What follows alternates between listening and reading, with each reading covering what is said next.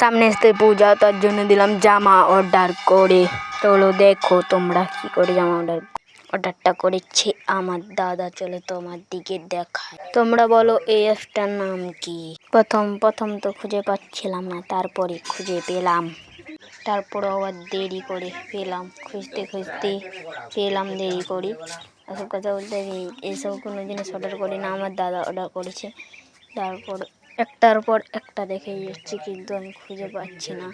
তারপর ওখানে নেট ঘুরছে, নেটও নেই, সবটা গ্যাস হয়ে গেছে। সেটা তোমার দিয়ে দেখাচ্ছি। ভাগ্য ভালো ছিল বলে পেলাম, নাহলে জীবনও পেতাম না। তারপরে আবার নেট ঘুরছে।